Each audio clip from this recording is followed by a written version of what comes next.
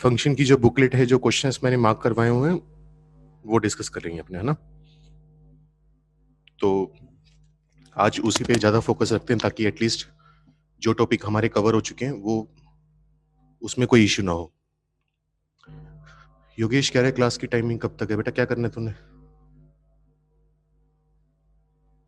1 बजे तक तो होगी, उसके बाद देखते हैं कितना लंबी जाती है। बाकी ज़्यादा लंबी आज मैं भी नहीं ले पाऊंगा, शाम को फिर दोबारा मेरी है थोड़ी देर में किसी और क्लास में। लेकिन कहीं जाना है तो बता, कोई याद कर रहा है तुझे, किसी से मिलने जाना हो? अच्छा, घर पे काम था। चलो, जेई मेन ऑब्जेक्टिव के जो जो डाउट्स हैं वो बोल दो। जैसे ज्योतिरादित्य का है 5th क्वेश्चन। जितना हो सकेगा हम तरीके ही डिस्कस करेंगे, मतलब उसके बाद थोड़ी बहुत अगर कैलकुलेशन होगी वो तुम्हें करनी पड़ेगी ताकि मैक्सिमम क्वेश्चंस हमारे डिस्कस हो पाए। जो मुझे खुद को लगेगा थोड़ा अजीब सा सवाल है, एंड तक पहुंचाना है, वो मैं पहुंचा दूंगा एंड तक। तो एफ एक्स दिया हुआ है 4x 4 की पावर x प्लस 2 की पावर x प्लस 1। हमसे पूछा हुआ है इसकी रेंज बताओ। तो एक काम करते हैं, 2 की पावर x को मान लेते हैं t। तो यह आ जाएगा T square plus T plus 1, है ना। परफेक्ट स्केयर बनाएंगे तो t माइनस 1/2 का स्केयर प्लस में आ जाएगा 3/4। अब 2 की पावर x t है। 2 की पावर x की वैल्यू जो है वो हम जानते हैं कहां से कहां तक जाएगी, 0 से चालू होगी और इन्फिनिटी तक जाएगी। मतलब यहां पर ऐसा नहीं है कि 2 की पावर x नेगेटिव वैल्यू ले ले। तो t 0 से इन्फिनिटी है। तो देखो, इस चीज को 0 बनाया जा सकता है, परफेक्ट स्केयर को बिल्कुल बनाया जा सकता है। परफेक्ट स्केयर को 0 बनाने के लिए t को होना पड़ेगा 1/2, वो हो सकता है। तो 1/2 माइनस 1/2 0, 0 का स्केयर 0 प्लस 3/4 3/4। तो मिनिमम वैल्यू तो आ गई 3/4। t यानी 2 की पावर x की मैक्सिमम वैल्यू कितनी है? इन्फानेट। अगर यहां पर t को इन्फानेट पुट करोगे तो मैक्सिमम वैल्यू आ जाएगी इन्फानेट। तो हमारे पास जो फंक्शन है उसकी रेंज आ जाएगी 3/4 से लेकर इन्फिनिटी। यहां पर आ जाएगा t प्लस 1/2 का होल स्केयर प्लस 3/4।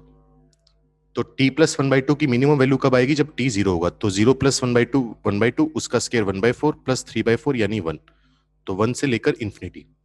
t कभी भी 0 वैल्यू ले नहीं सकता 2 की पावर x, तो 1 पर क्या आएगा? ओपन। तो रेंज आ जाएगी 1 से इन्फिनिटी, यानी बी ऑप्शन करेक्ट है। और बताओ जल्दी से कौन सा क्वेश्चन डाउट है? रितिका कह रही है 16th क्वेश्चन। सॉरी। एफ और जी बाइजेक्टिव फंक्शंस हैं, ये थोड़ा मैंने भी थोड़ा जल्दी दे दिया था। हालांकि अभी तक हमने कंपोजिट फंक्शंस नहीं पढ़े हैं, f of g x g of f x. लेकिन थोड़ा सा देख लेते हैं एफ एंड जी। या एक काम करो बच्चों, ये तो छोड़ दो, ये थोड़ा मैंने जल्दी लिखवा दिया था, नहीं हुआ कोई बात नहीं। ये जब हम कंपोजिट फंक्शंस पढ़ेंगे एफ ऑफ जी एक्स और जी ऑफ एफ एक्स, तब ये क्वेश्चन मैं क्लास में ही करवाऊंगा मोस्ट प्रोबेबली। ठीक है, तब ढंग से हो जाएगा। तब बात करेंगे भी कि कौन बाइजेक्टिव होगा कब नहीं होगा। अभी छोड़ दो एक बार, इसमें फिर वो कंसेप्ट लगेंगे कुछ कुछ। ठीक है, 16th के बाद 17th बोला है। 17th बच्चे सेम है रितिका, जो 5th है वही 17th है। क्वेश्चन रिपीटेड है, दोबारा इसी की रेंज मांगी गई है, वो 1 से इन्फिनिटी आएगी। इसके बाद बोला है 19th। 17th और 5th क्वेश्चन सेम है। 19th में हमारे पास है रेंज ऑफ द फंक्शन। किसका डाउट है रितिका? बेटा ये क्लास में डिस्कस कर चुका हूँ, 19 तो क्लास में करवाया हुआ क्वेश्चन है। log root 2 2 minus log 2 16 sine square x plus 1, ये तो क्लास में करवाया हुआ क्वेश्चन है ना, अगर मुझे सही याद है तो। रितिका कह रही है क्वेश्चन में क्वेश्चन बुकलेट तो मैंने एक ही भेजी है ना तुम लोगों को। जो पीडीएफ मैंने भेजी थी उसी से देख लो, कोशिश करो उसी से देखने की, क्योंकि नई पुरानी बुकलेट का कुछ पंगा है, तो ऊपर नीचे होंगे तो डाउट ढंग से पूछ नहीं पाओगे। ठीक है। हाँ, किसी ने बोला 9th क्वेश्चन। 9th क्वेश्चन क्या है ढूंढने दो। ठीक है, 9th में हमें बोला हुआ है कि क्यू स्केयर माइनस 4 PR। पहली बात तो ये 0 है, और हमसे पूछ रहे domain of F of x is equal to log P X cube plus P plus Q X square plus Q plus R X plus are. ये है, हमसे इसका डोमेन मांगा गया। सॉरी। तो तुम एक बात नोटिस कर सकते हो कि अगर x की वैल्यू -1 पुट करें तो ये जो पॉलिनोमियल है वो 0 हो जाएगा। ठीक है, चेक कर सकते हो, यहां से माइनस का p आएगा, -1 का स्केयर 1 इंटू पी हो जाएगा। यहां से प्लस का क्यू आएगा, यहां से माइनस का क्यू, माइनस आर और आर सब कुछ कैंसिल हो जाएगा। तो इसका मतलब मैं कह सकता हूं कि अंदर वाला जो पॉलिनोमियल है वो x+1 से डिवाइड होगा। लॉन्ग डिवीजन मेथड से जब तुम डिवाइड करोगे तो ये आ जाता है px² plus qx plus are. ठीक है, अब हम जानते हैं log के अंदर जो नंबर है x+1 px² plus qx plus are, ये नंबर हमारे पास ग्रेटर देन 0 होना चाहिए, इक्वल टू 0 भी नहीं हो सकता। अब देखो q² माइनस 4pr, ये इक्वल टू 0 दिया हुआ है और p दिया हुआ है ग्रेटर देन 0। तो अगर मैं इस सिर्फ क्वाड्रेटिक पर ध्यान दूं तो क्वाड्रेटिक के लिए p ग्रेटर देन 0 है, मतलब x² का कोफिशिएंट पॉजिटिव है, तो ये क्या होगा, एक अपवर्ड पैराबोला होगा। ठीक है, q² माइनस 4pr मतलब उसका जो डिस्क्रिमिनेंट है वो 0 है, तो x² का coefficient positive upward parabola, d0 यानी वो ग्राफ x एक्सिस को टच करता हुआ चला जाएगा। तो ये जो वैल्यू है वो हमेशा पॉजिटिव आ रही है, पूरा का पूरा ग्राफ x एक्सिस के ऊपर है, मतलब हमेशा पॉजिटिव है, सिर्फ एक पॉइंट को छोड़कर। वो पॉइंट कौन सा है, वर्टेक्स वाला। ये पॉइंट हम जानते हैं क्या आता है, -q/2p माइनस b/2a। ठीक है, तो इस पॉइंट पर हमारा पॉलिनोमियल क्या हो जाएगा, 0। तो मैं कह सकता हूं कि अगर इस एक पॉइंट को छोड़ दिया जाए तो ये नंबर हमेशा क्या है, पॉजिटिव है। तो x+1 को भी हमेशा क्या होना पड़ेगा, पॉजिटिव होना पड़ेगा, तभी दोनों का मल्टीप्लाई पॉजिटिव आएगा। तो x+1 ग्रेटर देन 0, तो x को होना पड़ेगा -1 से बड़ा। इतनी बात उम्मीद करता हूं समझ में आए, समझ में आई। अब अगर हमें डोमेन बताना है तो डोमेन लिखने का तरीका क्या होगा, डोमेन में मैं लिखूंगा ऑल रियल नंबर एक्सेप्ट। अब कौन से नंबर नहीं चाहिए हमें, एक मिनट रुको, हमें कौन से नंबर नहीं चाहिए। अगर मुझे x -1 से बड़ा चाहिए तो -1 से छोटे जितने भी नंबर आ रहे हैं वो सारे मेरे काम के नहीं होंगे, तो उनको हटा दिया। अच्छा, अगर मैं x की वैल्यू -q/2p रखता हूं तो वो भी काम करनी है, क्योंकि उस पर क्वाड्रेटिक 0 हो जाएगी, 0 इंटू x+1 0 आएगा और log के अंदर 0 बन जाएगा। तो मुझे ये वैल्यू तो चाहिए नहीं, और साथ में कौन सी वैल्यू नहीं चाहिए, -q/2p नहीं चाहिए। तो इन दोनों को अगर रियल नंबर में से माइनस कर दिया जाए तो डोमेन आ जाएगा, मतलब हमारे पास बी आंसर सही हो जाएगा इसका। जल्दी से बताओ अगर किसी को दिक्कत है इसमें तो। सॉरी,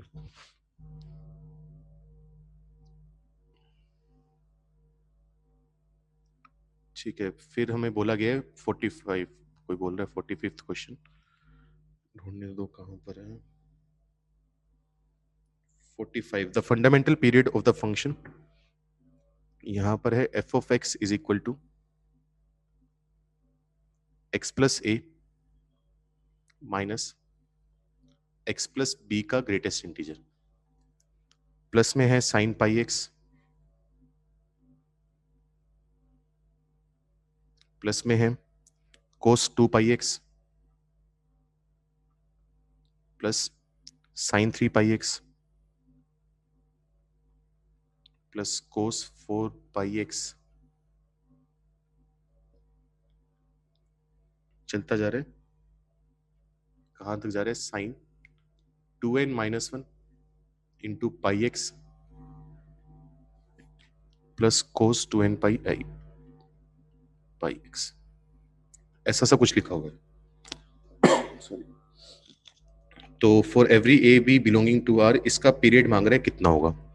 तो एक चीज नोटिस करो, अगर मैं सिर्फ इस हिस्से की बात करूं, पहले इसका पीरियड निकालते हैं, तो यहां पर क्या होगा, इसको मैं सॉरी ये लिख सकता हूं x plus b minus x plus b का ग्रेटेस्ट इंटीजर, बी ऐड किए तो वो बी सब्ट्रैक्ट भी करना पड़ेगा, सिर्फ इस डब्बे की बात करें ये आ जाएगा। x प्लस बी में से उसका फ्रैक्शनल, उसका ग्रेटेस्ट इंटीजर माइनस कर रहे हैं तो क्या आ जाएगा, उसका फ्रैक्शनल पार्ट आ जाएगा, प्लस में आ जाएगा a माइनस बी। तो a माइनस बी तो कांस्टेंट है, उसका कोई फर्क नहीं पड़ता पीरियड पर। यहां पर x प्लस बी का फ्रैक्शनल पार्ट है तो इसका पीरियड आ जाएगा 1, क्योंकि x का 1 होता है, साथ में x के साथ 1 मल्टीप्लाई है तो 1/1 1 आ जाएगा, इतना समझते हो। इसका पीरियड कितना है, 1। अगर मैं साइन पाई एक्स की बात करूं तो इसका जो पीरियड होगा, साइन एक्स का पीरियड होता है 2 पाई, या फिर एक काम करो यहां पर इनका सम निकाल लो, यहां पर तुम नोटिस करोगे तो sign pi x, sign 3 pi x, फिर क्या आएगा साइन 5 पाई एक्स, उन सब में एंगल्स जो हैं वो एपी में चल रहे हैं, तो साइन की सीरीज का सम निकालना हम जानते हैं। उसी तरीके से अगर मैं कोस की बात करूं तो कोस 2 पाई एक्स, कोस 4 पाई एक्स, फिर आएगा कोस 6 पाई एक्स, कोस 2n पाई एक्स। तो यहां पर 2 पाई एक्स का इंटरवल चल रहा है, एक एपी चल रही है, तो कोस के अगर एंगल एपी में चल रहे हो तो उसका फॉर्मूला भी जानते हैं। दोनों को, दोनों की सम का फॉर्मूला लगा दोगे तो एक फंक्शन तैयार हो जाएगा, उसका हम क्या कहते हैं, पीरियड निकाल सकते हैं, ठीक है। या फिर तुम डायरेक्ट कह सकते हो, थोड़ा अगर देखना चाहो तो कैसे होगा। Sign pi x, sine x का पीरियड होता है 2 पाई, साथ में पाई मल्टीप्लाई है तो 2 पाई को 2 से डिवाइड करोगे तो पाई से डिवाइड करोगे तो 2 आ जाएगा। कोस 2 पाई एक्स का कितना आ जाएगा 1। साइन 3 पाई एक्स का कितना आ जाएगा 2 पाई अपॉन 3 पाई यानी 2/3, ठीक है। कोस 4 पाई एक्स का कितना आ जाएगा हमारे पास, ये आ जाएगा 2 पाई अपॉन 4 पाई यानी 1/2। इस तरीके से हमारे पास चलते जाएंगे। तो अगर मुझे पूरे फंक्शन का एलसी पीरियड निकालना है तो मैं 1/2 1/2 इन सब का क्या निकालना चाहूंगा, एलसीएम निकालना चाहूंगा। तो अगर इन सब का एलसीएम निकाला जाए तो वो कितना आ जाएगा, 2 आ जाएगा। चेक करना आंसर क्या दिया हुआ है, मेरे हिसाब से तो 2 ही आएगा शायद इसका।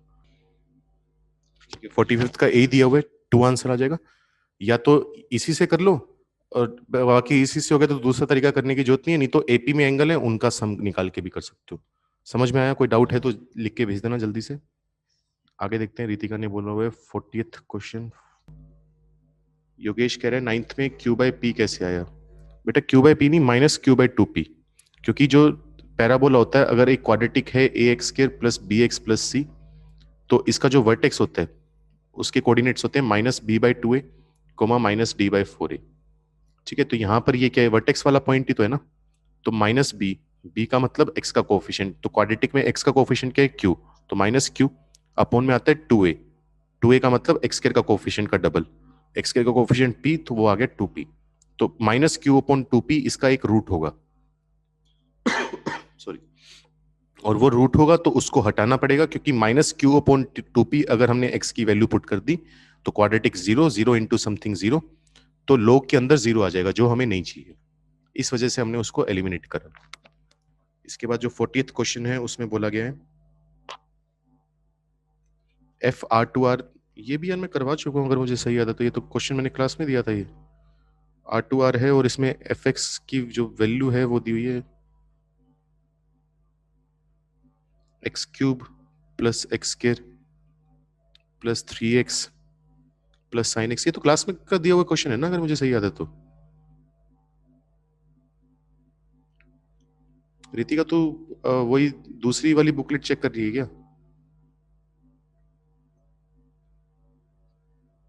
चलो आगे बढ़ते हैं, ये तो मेरे हिसाब से क्लास का है, देख लेना 11 on 2 आंसर आया था, इतना भी याद है मुझे भी।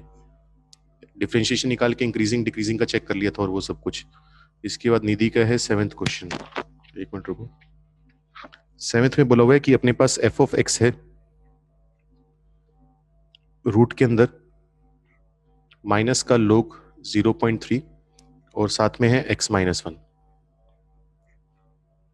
अपॉन में कितना है अपने पास x रूट के अंदर x² प्लस 2x प्लस 8। तो हम क्या चाहते हैं, हम ये चाहते हैं कि रूट के अंदर जो भी नंबर आ रहे हैं वो क्या हो, पॉजिटिव हो। तो पहली कंडीशन तो मैं ये लगाऊंगा कि माइनस का log 0.3 और x-1, ये जो नंबर है रूट के अंदर वाला number greater than equal to 0 हो। माइनस उधर लेकर जाकर गायब कर देते हैं, तो log 0.3 x-1, 0 के साथ माइनस होगा तो रहेगा तो 0, लेकिन इनइक्वालिटी रिवर्स हो जाएगी। अब log हटा देते हैं x-1, 0.3 की पावर 0 कितना आ जाएगा, 1 आ जाएगा, लेकिन 0.3 जो बेस है वो 1 से छोटा बेस है, तो हटाते वक्त इनइक्वालिटी रिवर्स हो जाएगी। तो x की वैल्यू यहां से तो आई ग्रेटर देन इक्वल टू 2, इतना काम हुआ, ठीक है। सेकंड देखते हैं, अब नीचे जो रूट है उसके अंदर जो नंबर है x² प्लस 2x प्लस 8 वो होना चाहिए ग्रेटर देन 0। इस बार इक्वल टू 0 भी नहीं हो सकता क्योंकि रूट को तो कोई दिक्कत नहीं है, लेकिन 0 हो गया तो डिनोमिनेटर में 0 आ जाएगा, तो नॉट डिफाइंड हो जाएगा। अब अगर मैं इसकी क्वाड्रेटिक की बात करूं, क्वाड्रेटिक के डिस्क्रिमिनेंट की बात करूं तो वो आएगा 2² माइनस 4 इंटू 1 इंटू 8, तो वो आ जाएगा 4 माइनस 32 यानी माइनस का 28।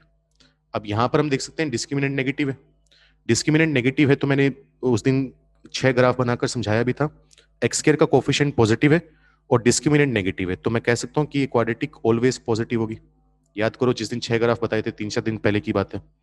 तो अगर ये क्वाड्रेटिक ऑलवेज पॉजिटिव है तो x क्या होगा, r। अब मुझे ये कंडीशन भी सेटिस्फाई करवानी है, पहले वाली, दूसरे वाली कंडीशन भी सेटिस्फाई करवानी है। अगर दोनों कंडीशन सेटिस्फाई करवानी है तो इन दोनों का क्या आएगा, इंटरसेक्शन। अगर दोनों को एक साथ सेटिस्फाई करवाना हो तो इंटरसेक्शन लोगे तो कॉमन पार्ट क्या आ जाएगा इसका, 2 से लेकर इन्फिनिटी, ये अपना डोमेन है और ये आंसर हो जाएगा। तो मतलब 7th में हमारा आंसर आ जाएगा डी पार्ट। 31 में हमें बोला गया है कि f(x) है ax² plus bx plus c,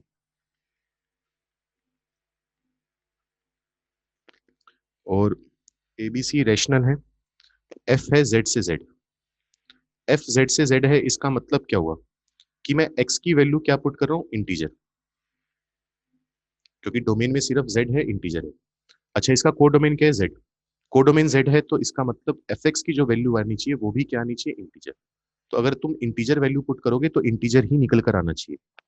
अब हमसे वैल्यू मांग रहे हैं A+B की, तो उसके लिए सॉरी, हम जुगाड़ क्या लगाएंगे, पहले मैं x की वैल्यू 0 पुट कर देता हूँ क्योंकि 0 इंटीजर है। तो f(0) चेक करो कितना आएगा, 0 + 0 + c, तो c आ जाएगा। अब मैंने क्या कहा था, f(x) इंटीजर होना चाहिए, क्यों, क्योंकि इसका कोडोमेन इंटीजर है, तो रेंज भी इंटीजर ही होगी। तो यहाँ से मुझे पता चला कि c एक इंटीजर नंबर है। अब मैं लिखूंगा कि मुझे A+B कब मिलेगा, A+B मिलेगा जब हम x को 1 पुट करेंगे, x को 1 पुट करेंगे तो ये आ जाएगा A+B+C। अच्छा, fx की वैल्यू हमेशा इंटीजर है, तो A+B+C भी इंटीजर है। C हम ऑलरेडी प्रूव कर चुके हैं कि क्या है, इंटीजर। तो अगर मुझे A+B की वैल्यू चाहिए तो A+B कितना आ जाएगा, एक इंटीजर, उसमें से माइनस होगा एक इंटीजर, तो इसका मतलब मैं कह सकता हूँ कि A+B भी पक्की बात है एक इंटीजर ही आएगा। पॉजिटिव आएगा नेगेटिव आएगा वो बात हम कंफर्म नहीं कर सकते क्योंकि उसके लिए सफिशिएंट इंफॉर्मेशन नहीं है हमारे पास, लेकिन इतना जरूर बता सकते हैं कि इंटीजर होगा। तो 31 का आंसर आ जाएगा बी। इसके बाद आसमान का है 11th। अगर मैं अगले क्वेश्चन पर पहुंच गया, मैं जल्दी से जल्दी डिस्कस करना चाहता हूँ, तो अगले क्वेश्चन पर पहुंच गए तो पिछले वाले का बोल देना, रिपीट कर दो जो तुझे देते का तो आ भी गया। देख भाई, कुछ नहीं, हमने ये बोला है, उसने कहा था फंक्शन है ax2 + bx + c, एफ है जेड से जेड। ये जो पहला वाला जेड होता है वो क्या बता रहा है, हमें डोमेन बताया है। डोमेन जेड है, मतलब एक्स की क्या क्या वैल्यू पुट कर सकते हैं, सिर्फ जेड में से, यानी इंटीजर वैल्यू ही पुट कर सकते हैं। जो हमारे पास कोडोमेन है वो भी क्या है, जेड है, मतलब एफ एक्स की जो वैल्यू आनी चाहिए, कोडोमेन का मतलब क्या है, वाई क्या क्या वैल्यू ले सकता है, क्योंकि रेंज क्या है उसका सबसेट ही होती है। तो इंटीजर का सबसेट क्या आएगा, इंटीजर ही आ जाएगा। कुछ कम इंटीजर हो जाएंगे लेकिन इंटीजर ही होंगे उसमें सिर्फ। तो कोडोमेन का मतलब बेसिकली वाई क्या क्या वैल्यू ले सकता है, तो वाई का मतलब एफ एक्स, तो एफ एक्स भी एक इंटीजर वैल्यू ले सकते हैं। अब उसने A+B मांगा था हमसे, तो उसके लिए हमने क्या किया, पहले 0 पुट कर दिया, x को 0 पुट किया तो एफ एक्स की वैल्यू आई c। मैंने अभी कहा है कि एफ एक्स सिर्फ इंटीजर वैल्यू ही ले पाएगा, तो c को क्या होना पड़ेगा, इंटीजर। फिर हमने x को 1 पुट करा तो आया A+B+C। दोबारा एफ एक्स की वैल्यू इंटीजर आनी चाहिए, c हम ऑलरेडी बता चुके हैं कि इंटीजर है, यहां से प्रूव कर चुके हैं। तो अगर c इंटीजर है, इन तीनों का सम भी इंटीजर आना चाहिए, तो A+B की वैल्यू निकालेंगे तो वो क्या आ जाएगी, इंटीजर माइनस इंटीजर, और इंटीजर में से इंटीजर माइनस करते हैं तो इंटीजर ही आता है। तो यहां से हमने अपना आंसर बोल दिया, ये आएगा। ठीक है, अब साक्षी का है 42।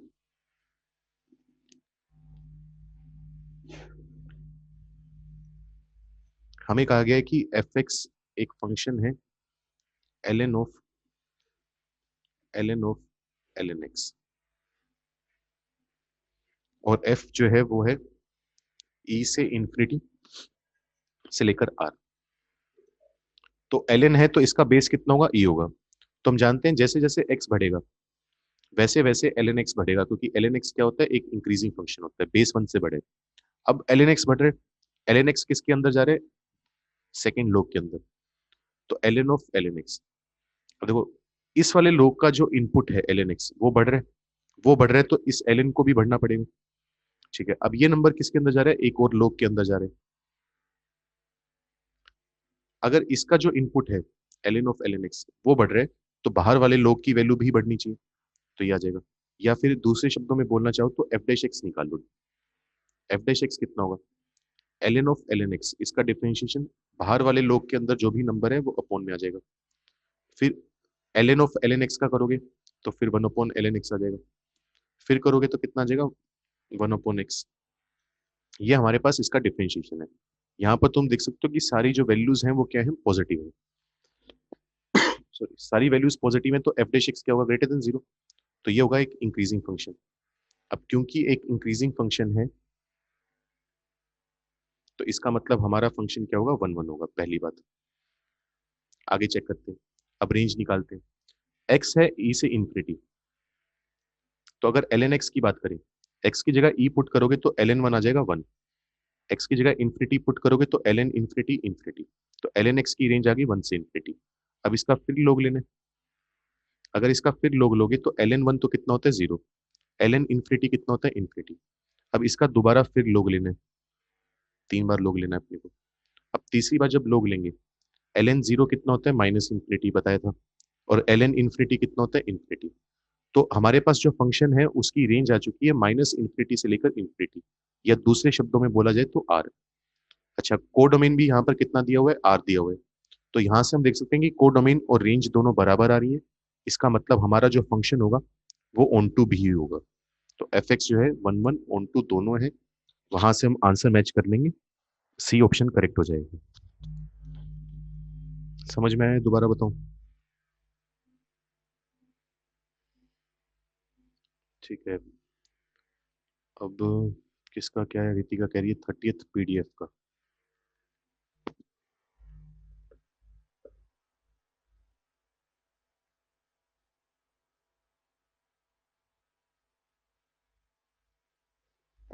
थर्टीएथ में बोला हुआ है f of x is equal to 2 sin² theta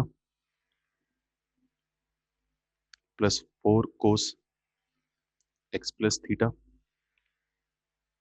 sin x sin theta, साथ में है cos 2x प्लस 2 थीटा।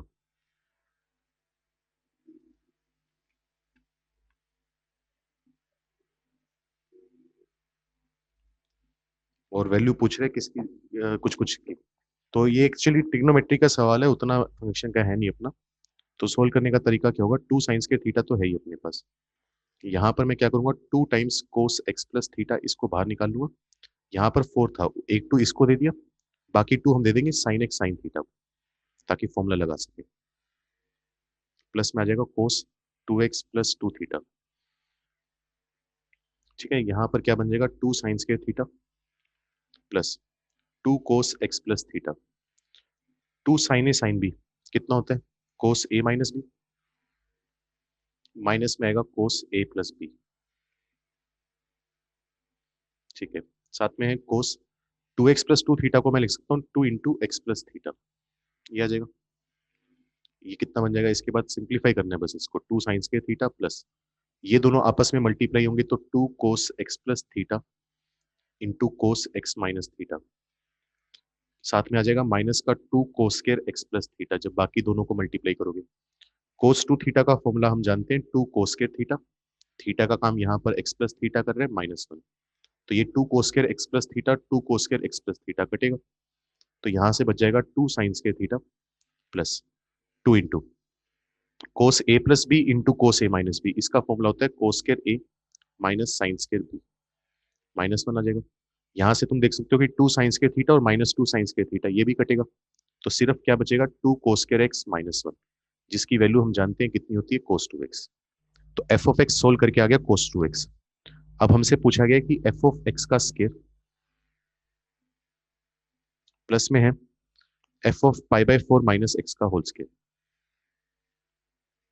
तो f ऑफ x का स्केयर मतलब हो जाएगा cos² 2x प्लस cos²। यहाँ पर अगर x की जगह π/4 माइनस x पुट करेंगे तो ये बन जाएगा 2 टाइम्स π/4 माइनस x। ठीक है, तो ये आ जाएगा cos² 2x plus 2 into π/4 π/2, π/2 minus 2x, cos π/2 minus 2x का मतलब हो जाएगा sin² 2x, cos² 2x plus sin² 2x, हमारे पास वैल्यू आ जाएगी 1, मतलब एक कांस्टेंट नंबर आ रहा है, तो 30th का आंसर आ जाएगा बी के बराबर, मतलब बी ऑप्शन। ठीक है, इतना समझ में आया। ज्योतिरादित्य फिर कह रहे हैं 22वां, 22वें में देख भाई क्या दिया हुआ है, तो ट्रिग्नोमेट्री ही थी बेसिकली, अपना ये फंक्शन में बस दिया हुआ था तो हमने कर लिया। 22वें में हमें बोला हुआ है एफ ऑफ एक्स जो है वो है कोस π²/2 इसका greatest integer into x, plus में है साइन -π²/2 इसका ग्रेटेस्ट इंटीजर इंटू में है एक्स। तो पहले काम करते हैं, बुक्स को सोल्व करते हैं। π² की जो वैल्यू होती है वो ऑलमोस्ट होती है हमारे पास 9.8, पाई 3.14 उसका स्केयर 9.8, तो जब π²/2 करेंगे तो इसकी अप्रोक्सीमेट वैल्यू आ जाएगी 4.9। तो अब जैसा कि जानते हैं 4.9 का ग्रेटेस्ट इंटीजर 4 होता है, तो cos 4x आ जाएगा, प्लस में आ जाएगा साइन -π²/2, वो होगा माइनस का 4.9, उसका ग्रेटेस्ट इंटीजर -5 इंटू में x, तो इसकी जो वैल्यू है वो आ जाएगी cos 4x minus sign 5x। ठीक है, तो f ऑफ x आ चुके हैं। अब जैसे हमसे वैल्यू मांग रहे हैं f ऑफ पाई बाई 2 पर या f ऑफ 0, तो x को 0 पुट कर देंगे, f ऑफ 0 आ जाएगा, पाई बाई 2 पुट कर देंगे, f ऑफ पाई बाई 2 आ जाएगा। कर लोगे इसके बाद?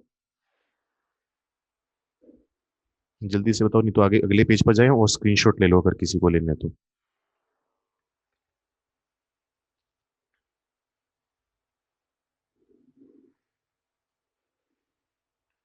ठीक है, फिर आसमान का है 11th।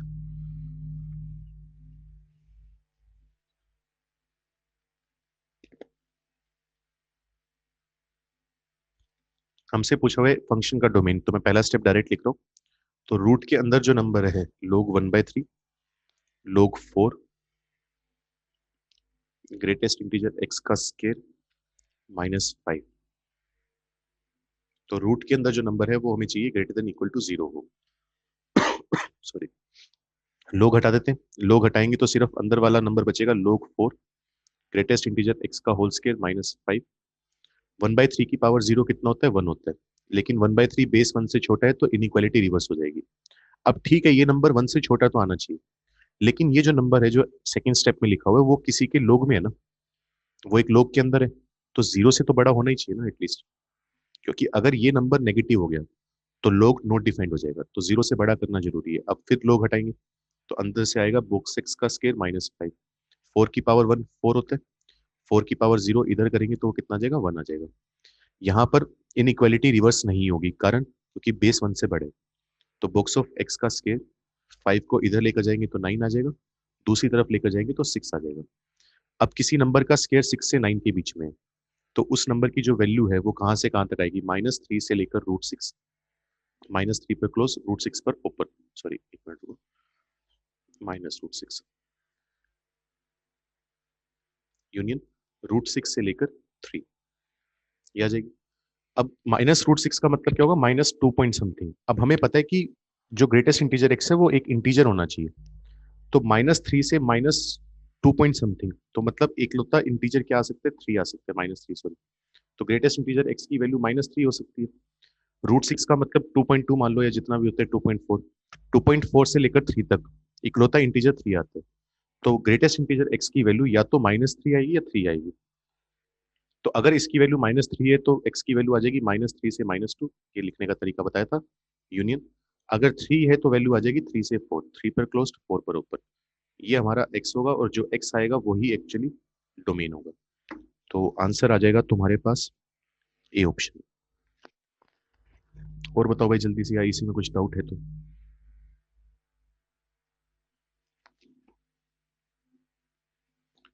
नहीं, अभी अंजलि एडवांस ऑब्जेक्टिव पर आते हैं, एक एक सेक्शन पूरा कर लेते हैं फिर वो, नहीं तो काफी। 51 में है, फंक्शन है R2R और f ऑफ x हमें दिया हुआ है 6 की पावर x प्लस 6 की पावर मोड x।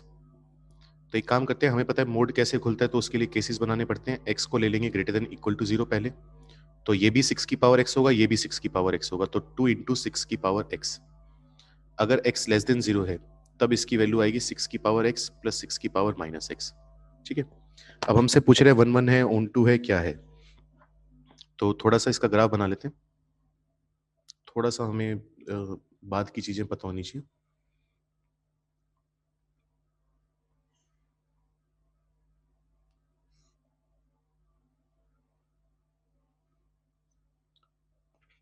तो हमारे पास क्या होगा?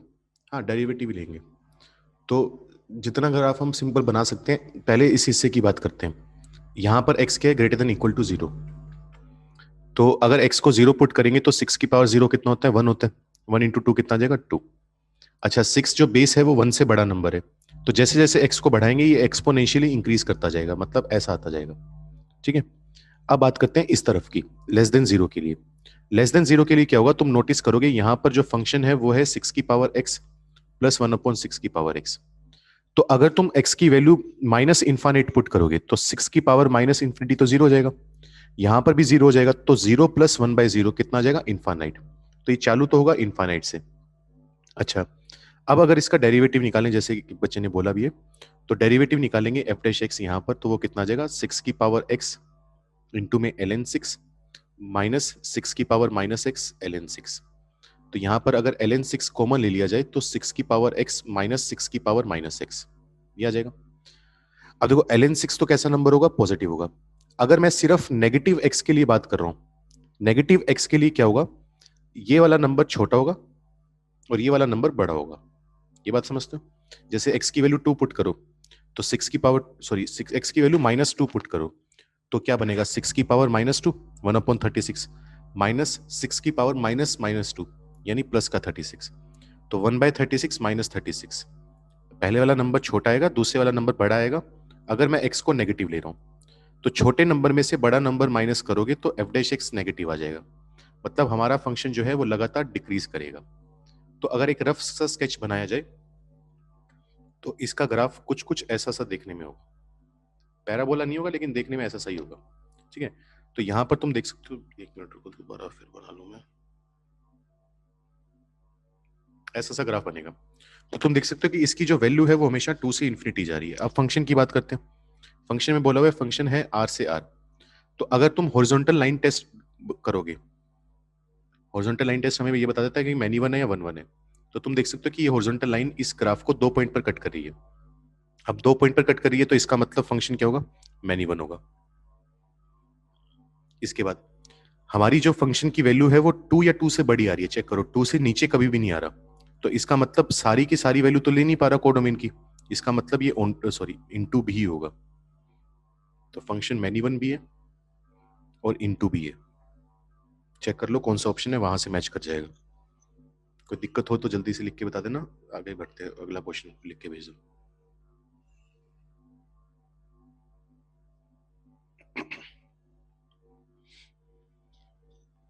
किसी ने लिखा है 23।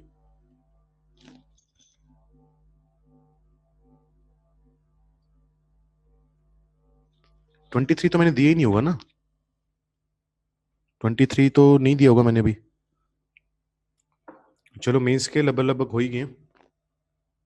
अब आते हैं एडवांस ऑब्जेक्टिव पे।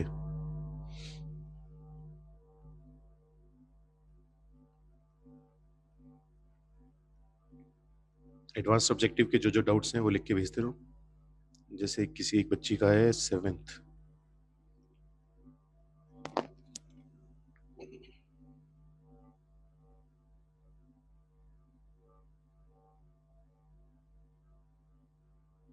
सेवेंथ में हमें बोला हुआ है कि एफ एक्स एक फंक्शन है जिसका डोमेन हमारे पास माइनस इन्फिनिटी से जीरो है, माइनस इन्फिनिटी से जीरो, जीरो पर क्लोज्ड है।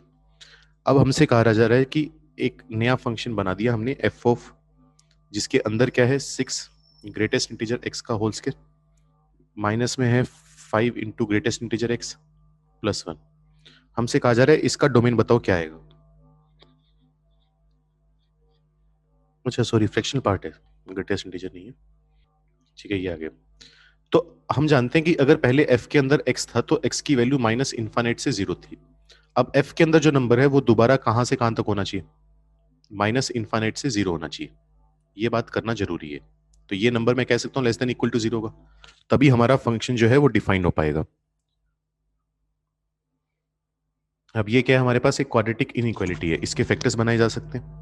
फैक्टर्स बनाओगे तो 3 times fractional part x minus one, साथ में आ जाएगा 2 times fractional part x minus one, less than equal to zero. Number line पर प्लॉट करोगे तो ये आ जाएगा 1/3, यहाँ पर आ जाएगा 1/2, प्लस माइनस प्लस। हमें चाहिए नेगेटिव वाला पार्ट, तो x का जो फ्रैक्शनल पार्ट है उसकी वैल्यू आ जाएगी 1/3 से लेकर 1/2। इक्वालिटी काम की है तो इक्वल ले सकते हैं। अब यहाँ से x लिखने का तरीका क्या बताया था, हर जगह इंटीजर n ऐड कर दो तो n प्लस 1/3 से आ जाएगा n प्लस 1/2। यहाँ पर बताया था यूनियन लगाते हैं और n क्या होता है इंटीजर। तो ये आंसर हो जाएगा बस, अपने पास कौन सा आंसर आ जाएगा, ऑप्शन ए ऑप्शन। ठीक है आगे समझ, जल्दी से स्क्रीनशॉट लो या रहने दो, अभी तो स्पेस पड़ा हुआ है, यहीं कर लेते हैं। और बताओ भाई।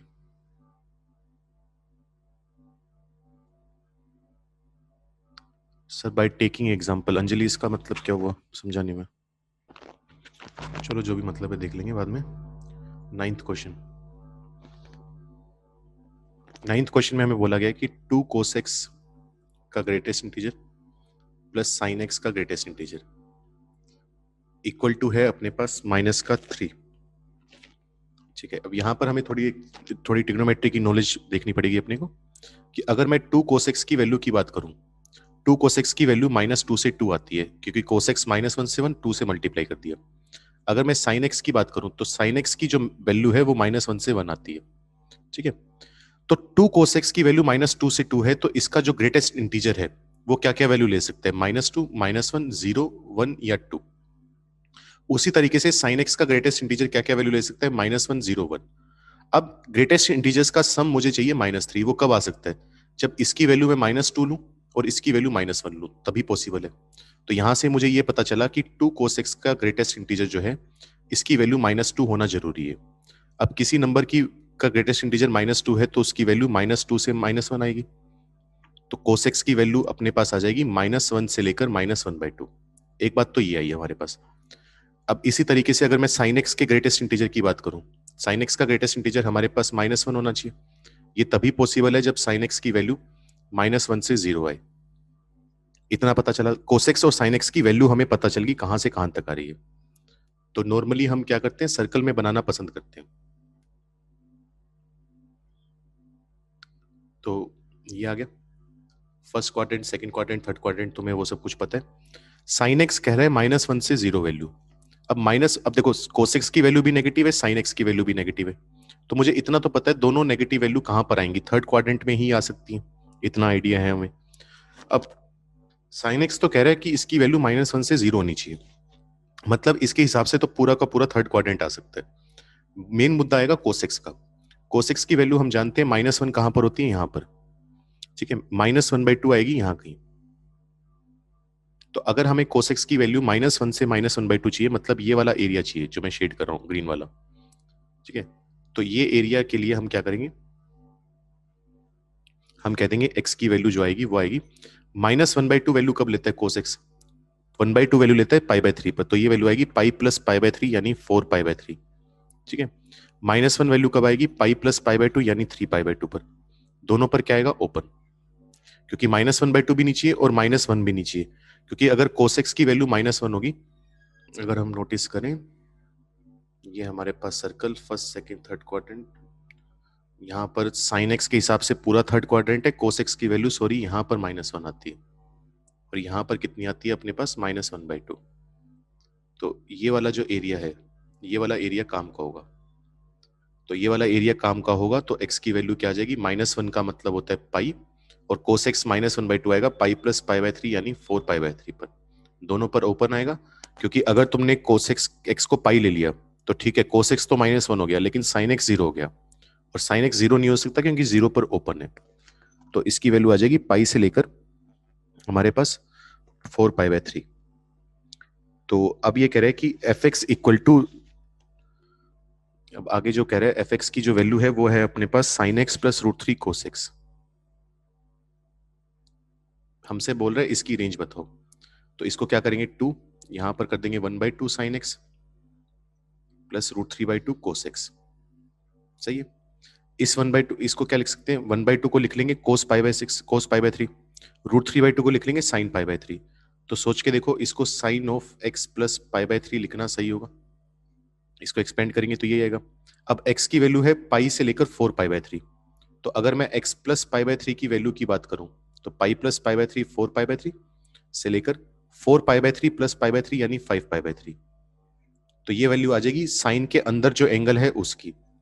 तो अगर साइन के अंदर वाला एंगल 4π/3 से 5π/3 जा रहे हैं, तो इसका मतलब साइन थीटा की जो वैल्यू है वो आएगी हमारे पास -√3/2 से लेकर -1।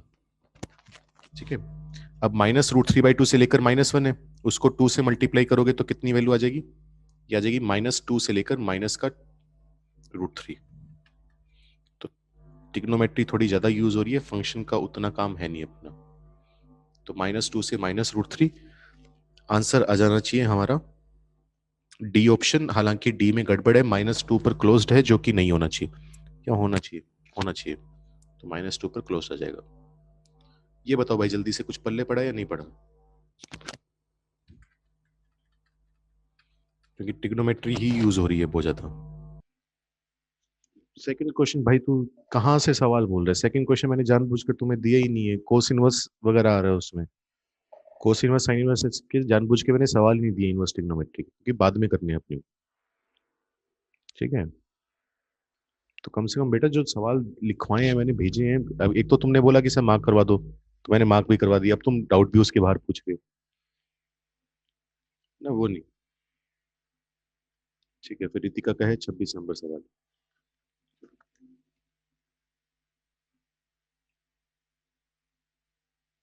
26 नंबर में लिखा हुआ है कि एफ ऑफ एक्स जो है वो p x plus sine x के बराबर है, और ये एक बाइजेक्टिव फंक्शन है।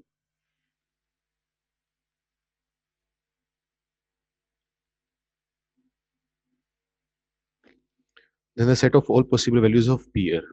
तो कोई बात नहीं, बाइजेक्टिव फंक्शन है तो इसका मतलब ये वन वन तो होगा ही होगा ना। वन वन होगा तो ये अपनी वैल्यू रिपीट नहीं कर सकता। मतलब या तो ये इंक्रीजिंग फंक्शन होगा या डिक्रीजिंग फंक्शन होगा। तो मैं पी डैश एक्स निकाल लेता हूँ। पी डैश एक्स की वैल्यू आ जाएगी पी प्लस कोस एक्स। अब हमारे पास दो केसेस बन सकते हैं। केस वन तो ये हो सकता है कि एफ डैश एक्स जो है वो greater than equal to zero हो for all X belonging to R, हमेशा इंक्रीजिंग आ जाए। तो इसका मतलब पी प्लस कोस एक्स जो है वो greater than equal to zero होना चाहिए। मतलब पी जो है वो माइनस कोस एक्स से बड़ा होना चाहिए, और ऐसा हमेशा होना चाहिए हर एक्स के लिए। तो इसका मतलब क्या हुआ? अब कोसेक्स की जो माइनस कोसेक्स की जो मैक्सिमम वैल्यू है पी उससे भी बड़ा होना चाहिए, है ना, क्योंकि हमेशा बड़ा होना चाहिए। तो माइनस कोसेक्स की मैक्सिमम वैल्यू क्या है? वन है। तो इसका मतलब पी जो है वो वन से भी बड़ा होना चाहिए। पी की वैल्यू यहां से तो क्या आ गई? वन से इन्फिनिटी। कि अगर पी वन से इन्फिनिटी होगा तो F dash x always positive है, और इसका मतलब फंक्शन ऑलवेज इंक्रीजिंग होगा, मतलब वन वन होगा। सेकंड केस ये भी हो सकता है कि अगर f dash x less than equal to zero, मतलब हर एक्स के लिए हमारा फंक्शन जो है वो डिक्रीजिंग हो। सॉरी, डिक्रीजिंग फंक्शन होगा तब भी अपनी वैल्यू रिपीट नहीं कर पाएगा, तब भी वन वन आएगा। तो F dash x less than equal to zero मतलब P plus cos X less than equal to zero. P की वैल्यू आ जाएगी less than equal to minus cos X. तो पी हमेशा माइनस कोस एक्स से छोटा है, मतलब माइनस कोस एक्स की मिनिमम वैल्यू से भी छोटा होगा। तो माइनस कोस एक्स की मिनिमम वैल्यू माइनस वन आती है, तो पी उससे भी छोटा होगा, तो इसकी वैल्यू आ जाएगी माइनस इंफिनिटी से माइनस वन। तो पी के लिए दो ऑप्शन है, या तो वन से इंफिनिटी होगा या माइनस इंफिनिटी से माइनस वन होगा। तो सवाल कौन सा था? ये 26 नंबर। आंसर नन ऑफ दीज आएगा फिर इसका। एक बार देखना, चेक करना क्या दिया हुआ है इसका आंसर, क्योंकि नन ऑफ दीज नॉर्मली कम होता है, या तो मैंने कोई गड़बड़ कर रखी होगी। चेक करो जल्दी से आंसर क्या दिया 26 का। डी दिया हुआ है, सही दिया हुआ है, चलो ठीक है फिर। नॉर्मली कम होता है वैसे नन ऑफ दीज आंसर।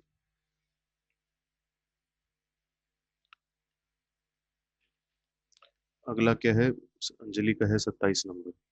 यहाँ आसमान ने पहले लिखा हुआ है 18 नंबर।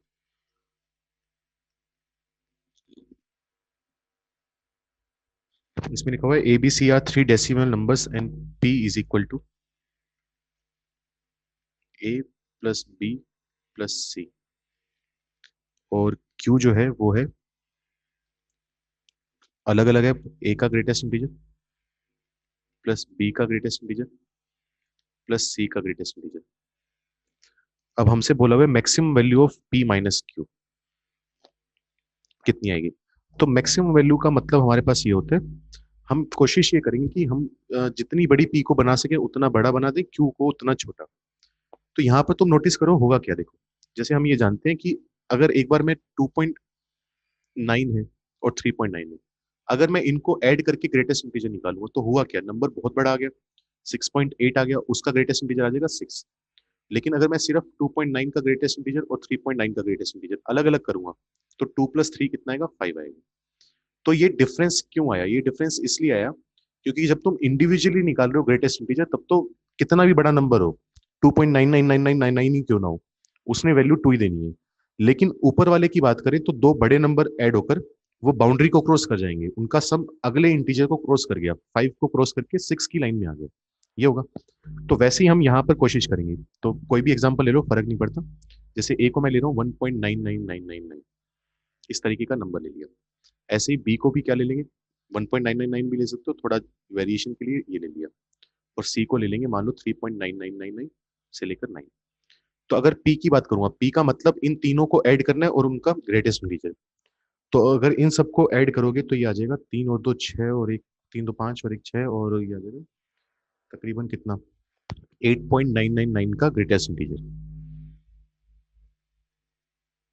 ठीक है, एक मिनट को 2 3 5 और 4 9 8 ठीक। तो इसका ग्रेटेस्ट इंटीजर कितना आ जाएगा 8। अगर मैं क्यू की बात करूंगा तो ए का ग्रेटेस्ट इंटीजर 1, बी का 2, सी का 3। तो यहाँ पर कितनी वैल्यू आ जाएगी 6। तो मुझे दिख रहा है कि अब जाकर इनका जो डिफरेंस है वो मैक्सिमम आ पाएगा। तो p माइनस क्यू का डिफरेंस कितना आ जाएगा 2 और ये अपना आंसर होगा। तो इस तरीके से हमें जुगाड़ लगाना होगा, कोई ऐसा नहीं कि क्वेश्चन कोई इक्वेशन बनेगी उसको सोल्व करना होगा। आगे समझ। और बताओ भाई जल्दी से, कौन सा है? अंजलि का है 27th।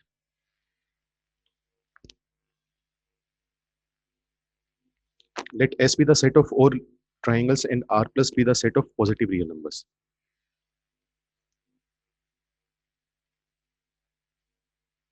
S का मतलब set of all triangles, R plus का मतलब है set of positive real numbers.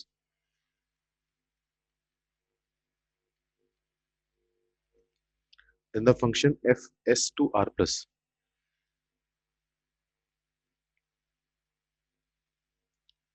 और यहाँ पर है f of delta. f of delta का मतलब है area of the triangle. इन सब के बारे में बात कर रहे हैं और पूछ रहे फंक्शन इंजेक्टिव होगा, सर्जेक्टिव होगा, क्या होगा। तो मतलब समझ गए, जैसे इसका मतलब ये फंक्शन का जो इनपुट है वो क्या होगा, एक ट्राइंगल होगा। ठीक है, जहां पर कि जैसे कि लिखा हो अपने पास डेल्टा जो है एस को बिलोंग करते हैं। मतलब हमें क्या करना है, जैसे ये ट्राइंगल उठा लिया, मान लो सपोज करो एबीसी। ठीक है, इस ट्राइंगल का एरिया सपोज करो 2 के बराबर है। तो फंक्शन काम कैसे कर रहे हैं, फंक्शन में हम पुट करेंगे ट्राइंगल एबीसी और वो वैल्यू किसके बराबर दे देगा, उसके एरिया के बराबर दे देगा जो कि 2 है। ऐसे ही मान लो मैंने एक ट्राइंगल उठाया पी क्यू आर।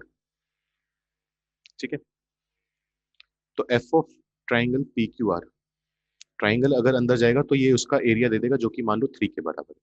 तो फंक्शन हमारा इस प्रकार काम कर रहा है। तो अब इसमें देखो करने का तरीका क्या होगा। पहले बात करते हैं 1 1 की। तो ऐसा सोच के देखो, पॉसिबल है कि दो ट्राइंगल का एरिया जो है वो हमारे पास सेम आ जाए, बिल्कुल पॉसिबल है। जैसे सपोज करो एक ट्राइंगल बना लिया मैंने इस तरीके से, एक इक्विलेटरल ट्राइंगल, उसकी सारी साइड लेंथ 1 1 1 है। तो इसका एरिया कितना आएगा, √3/4। मान लो अब मैंने एक इक्विलेटरल ट्राइंगल बना दिया। इक्विलेटरल ट्राइंगल में मैंने क्या किया, साइड लेंथ मानी है इस तरीके से कि ये √3/2 है और ये 1 है। तो इसका एरिया कितना आएगा, half into base into height √3/4। तो दो अलग अलग ट्राइंगल का सेम एरिया आ गया। तो इसका मतलब हमारा जो फंक्शन है वो क्या होगा, मैनी वन होगा। और मैनी वन होगा तो इसका मतलब इंजेक्टिव नहीं होगा। ये आ गया। फिर हम देख रहे हैं ऑन टू इनटू होगा या नहीं होगा। ऑन टू के लिए हम चेक करेंगे कोडोमेन को, कोडोमेन है आर प्लस। तो अगर मैं तुमसे बोलूं आर प्लस में नंबर आएंगे पॉजिटिव, एरिया पॉजिटिव ही होता है। अगर मैं कोई भी वैल्यू ले लूं, अगर मान लो मैं एरिया फिक्स करना चाहूं 0.2, तो तुम एक ऐसा ट्राइंगल बिल्कुल बना सकते हो जिसका एरिया 0.2 हो। अगर मुझे ट्राइंगल का एरिया चाहिए 100, तो एक राइट एंगल ट्राइंगल बना लो जिसमें ये 100 हो, ये 2 हो, तो इसका एरिया 100 आ जाएगा। अगर मुझे एरिया चाहिए 5 के बराबर, तो इसको 5 कर लो, इसको 2 कर लो, एरिया आ जाएगा 5 के बराबर। तो कोई भी नंबर उठा लो, उस एरिया का ट्राइंगल बनाना पॉसिबल होगा। तो इसका मतलब हमारा पूरा का पूरा कोडोमेन यूज हो सकता है। तो कोडोमेन पूरा यूज हो सकता है, इसका मतलब फंक्शन क्या होगा, ऑन टू। और ऑन टू का दूसरा नाम क्या है, सर्जेक्टिव। तो फंक्शन सर्जेक्टिव होगा लेकिन इंजेक्टिव नहीं होगा। तो बी आंसर आ जाएगा इसका। समझ लो, पढ़ लो, कोई दिक्कत है तो जल्दी से भेज दो, जो भी प्रॉब्लम है। आगे बढ़ते हैं। सर 18th रिपीट कर दो बेटा। 18th में मैंने कुछ नहीं, 18th में मैंने ये बोला है कि P और Q ये दिए हुए थे, हमसे P माइनस क्यू की मैक्सिमम वैल्यू मांग रहा था कि मैक्सिमम वैल्यू बताओ कितनी आएगी। तो हमने ये सोचा कि इनमें फर्क कब आएगा। एक बार तो हम तीनों का इंडिविजुअली ग्रेटेस्ट इंटीजर निकाल रहे हैं, बॉक्स निकाल रहे हैं, फिर ऐड कर रहे हैं। पी में हम क्या कर रहे हैं, पहले तीनों को ऐड कर रहे हैं फिर बॉक्स निकाल रहे हैं। तो फर्क यहाँ पर तब आता है, जैसे मैंने यहाँ पर एग्जांपल दिए कि अगर जैसे मान ले मैं ले लेता 2.4 ले लेता और 3.1 ले लेता, तो 2.4 और 3.1 इनका ग्रेटेस्ट इंटीजर कितना आता, 5 आता, 5.5 का। अगर इंडिविजुअली अलग अलग निकाल कर ऐड करते तो 2.4 का 2, 3.1 का 3, दोनों को ऐड करके 5 आता। अब दोनों सेम आ रहे हैं। सेम क्यों आ रहे हैं, क्योंकि जब दोनों को ऐड करा तो वो 5 को क्रॉस नहीं कर पाया उनका सम। ठीक है, 5 जितना ही रह गया, 5 और 6 के बीच में।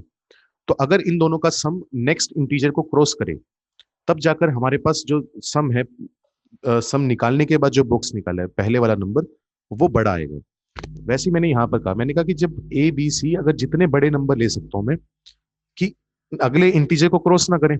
मतलब जैसे ए को लिया 1.9999, अगर ए को मैं 1.1 ले लेता, तो उसका पी और क्यू में कोई खास फर्क ना पड़ता, क्योंकि वो अगले इंटीजर को क्रॉस नहीं कर पाता। जैसे 2.4 और 3.1, इनका सम वैसे तो 5 आ रहा है, जब सम निकाल कर बॉक्स निकाल रहे हैं तब भी 5 आ रहे हैं। क्यों? क्योंकि 5 को क्रॉस नहीं कर पाया, ये मेन बात है। तो ए को अगर मैं 1.1 1.2 ले लेता तो उससे कोई खास फर्क नहीं पड़ता। तो मैंने कोशिश ये की है कि मैं अपने तीनों नंबर इस प्रकार लूं कि तीनों नंबर हमारे पास एक इंटीजर से बहुत ज्यादा पास हो। एक इंटीजर के बहुत ज्यादा पास मतलब उससे जस्ट छोटे हो। तो ए बी सी को जब मैं 1.999 2.999 3.999 इस तरीके से लूंगा, तो हमारे पास क्या होगा, इंडिविजुअली तो उनकी वैल्यू छोटी आएगी, क्योंकि जितना भी पास हो 1.9 का ग्रेटेस्ट इंटीजर आएगा तो 1 ही, 2.9 का ग्रेटेस्ट इंटीजर आएगा तो 2 ही, और 3.9 का ग्रेटेस्ट इंटीजर 3 आएगा। तो उनका सम 6 आ गया। लेकिन जब इन सबको ऐड करके बॉक्स निकालूंगा, तब वो नंबर बहुत बड़ा हो जाएगा, और उसकी बॉक्स की मैक्सिमम वैल्यू आ सकती है 8। तो अब जो डिफरेंस आएगा वो मैक्सिमम डिफरेंस आएगा, और वो 2 के बराबर होगा। ये बात बोली है हमने। ठीक है। अब इसके बाद किसी का है 28 रीतिका का। 28 में हमें क्या बोला हुआ है, फंक्शन है -∞ से 1, और ये जा रहा है 0 से लेकर e⁵ तक।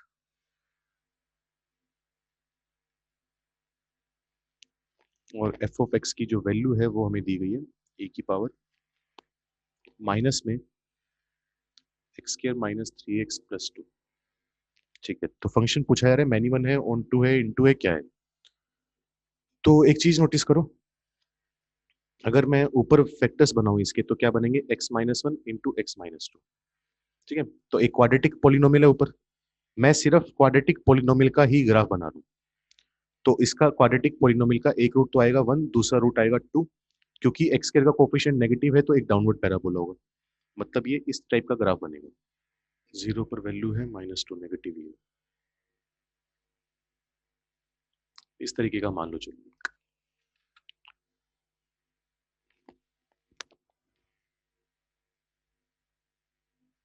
इस तरीके का ग्राफ बनेगा। तो यहाँ पर कितने 1 है, यहाँ पर कितने 2 है।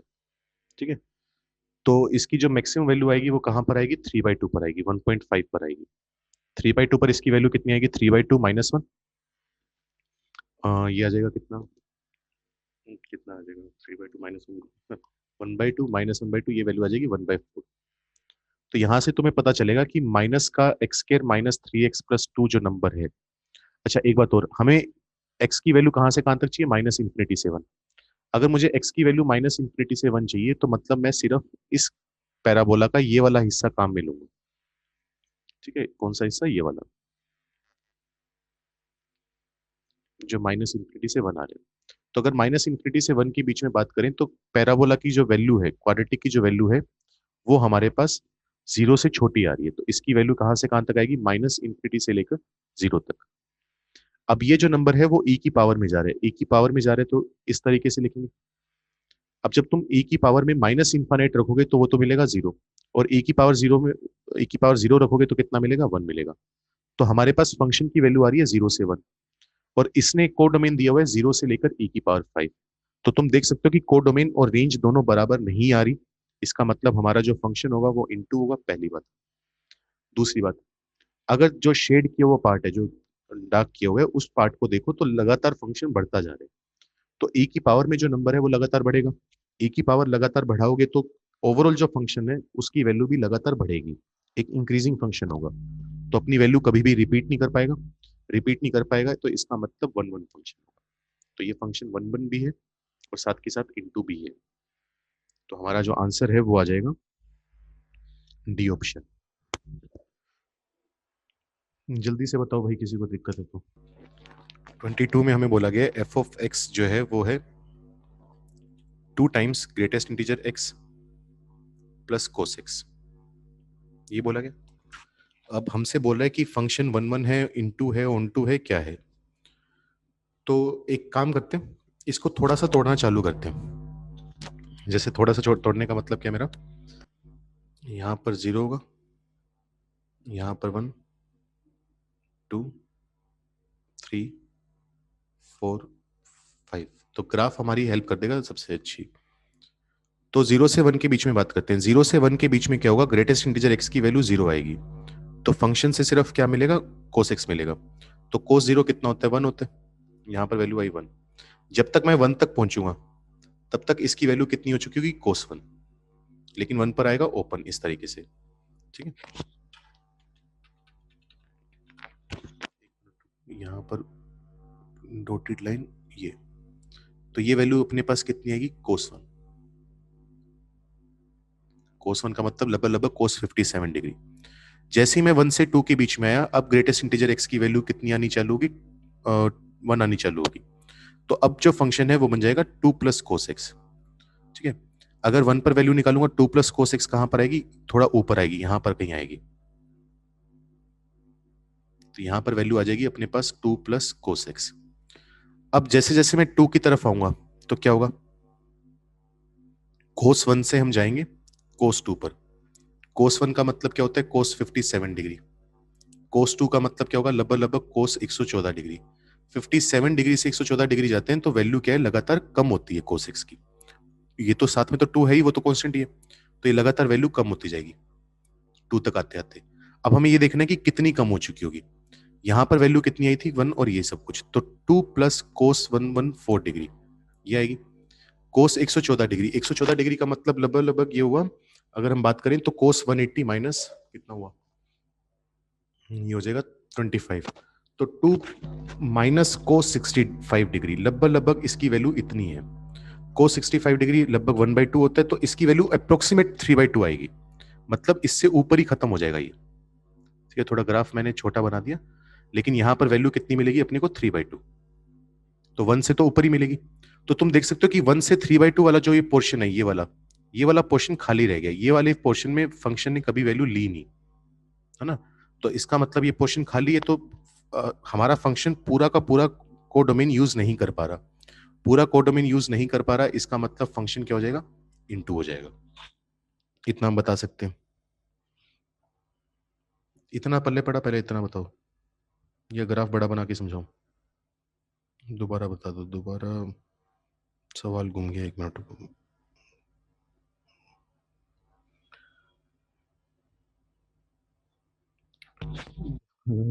चलो बड़ा ग्राफ बना के समझा देता हूँ तुम्हें थोड़ा सा। सवाल था 22वां ना। 22वें सवाल में हमें बोला गया था कि एफ ऑफ एक्स जो है वो 2 times greatest integer x plus cos x है।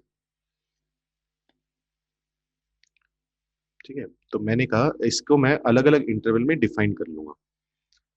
जैसे अलग अलग इंटरवल क्या हो सकते हैं, कुछ अगर बात करें तो एक्स की वैल्यू पहले ले लेते हैं, जैसे मान लो 0 से 1। अगर एक्स की वैल्यू 0 से 1 है तो ग्रेटेस्ट इंटीजर एक्स कितना होगा, 0 होगा। तो यहां से फंक्शन की वैल्यू सिर्फ आएगी कोस एक्स। अगर मान लो मैं एक्स की वैल्यू लूँ 1 से 2, तो अगर एक्स 1 से 2 है तो ग्रेटेस्ट इंटीजर एक्स की वैल्यू 1 आएगी। तो फंक्शन बन जाएगा 2 प्लस कोस एक्स। अगर ऐसे ही मैं अगर एक्स की वैल्यू लूँ 2 से लेकर 3 के बीच में, तो ग्रेटेस्ट इंटीजर एक्स की वैल्यू 2 आएगी, तो ये बन जाएगा 4 प्लस कोस एक्स। इस तरीके से काम चलेगा हमारे पास। अब मैंने कहा कि अब यहाँ पर सबसे बड़ी हेल्प हमारी कर सकते हैं जो ग्राफ है हमारा। एक ग्राफ बना ले तो उससे थोड़ा पता लग जाएगा कि फंक्शन रिपीट कर रहा है नहीं कर रहा, और सारी वैल्यू ले पा रहा है नहीं। ठीक है, तो यहाँ पर मैंने मान लिया कि 0 है, यहाँ पर थोड़ा गैप पर 1 है, यहाँ पर फिर अपने पास 2 आ रहे हैं, फिर 3 आ रहे हैं, फिर 4, फिर 5। इस तरीके से हमारे पास नंबर लाइन पर पॉइंट्स हैं। तो अगर सिर्फ 0 से 1 के बीच में बात करूं तो फंक्शन क्या है, कोसेक्स है। तो कोसेक्स का ग्राफ हम जानते हैं कैसा होगा, तो वो ग्राफ बना लेते हैं अपने। तो कोस 0 कितना होता है, 1 होता है। तो यहाँ पर तो वैल्यू ली हमारे फंक्शन ने 1।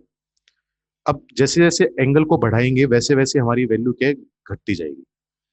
तो ये यहाँ पर 1 तक आते आते क्या वैल्यू ले चुका होगा, 1 वैल्यू ले चुका होगा। यहाँ पर इसने वैल्यू ली कोस 1। ठीक है, अब जैसे ही अगर मैं 1 से 2 के बीच में है, 1 मिनट और रुको।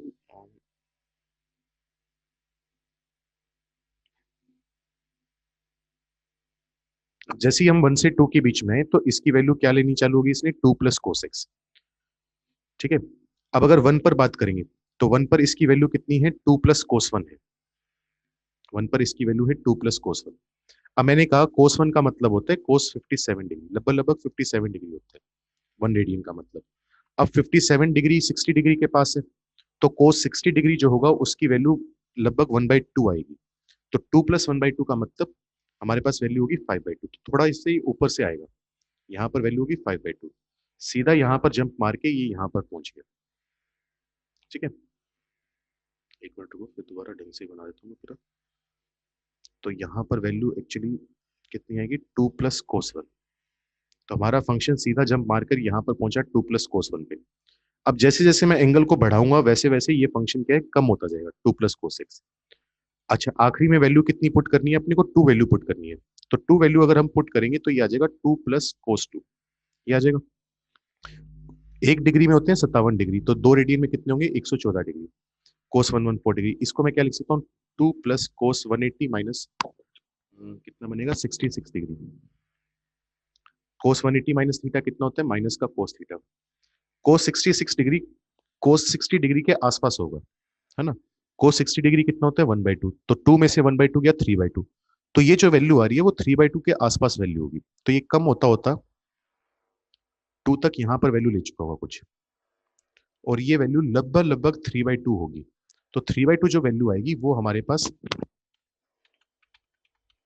क्या आएगी, 1 से थोड़ी सी ऊपर आएगी, है ना। ये वैल्यू वैल्यू आ गई 2 प्लस कोस 2, इतना हमें पता चला। तो तुम यहां पर देख सकते हो कि हमारे फंक्शन ने 1 से लेकर कोस 1 सारी वैल्यू ले ली। हमारे फंक्शन ने 2 प्लस कोस 1 से लेकर 2 प्लस कोस 2 ये सारी वैल्यू ले ली, लेकिन जो बीच वाली वैल्यू है वो नहीं ले पाया। अब बीच वाली वैल्यू नहीं ले पाया तो ये वाला जो पार्ट है कोडोमेन का वो यूज नहीं हुआ। अब कोडोमेन का सारा पार्ट यूज नहीं हो रहा है, इसका मतलब क्या बोल देंगे हम, फंक्शन क्या है, इनटू। ऐसे ही हम 2-3 ग्राफ और बनाकर देख लेंगे कि थोड़ा फिर जंप लेकर ऊपर जाएगा, बनाकर देख लेंगे। अगर कभी अपनी वैल्यू रिपीट कर गया, हॉरिजॉन्टल लाइन टेस्ट को फेल कर गया, तो मैनी वन भी बोल देंगे। अगर नहीं करा तो 1-1 बोल देंगे। अब समझ में आया क्या किए।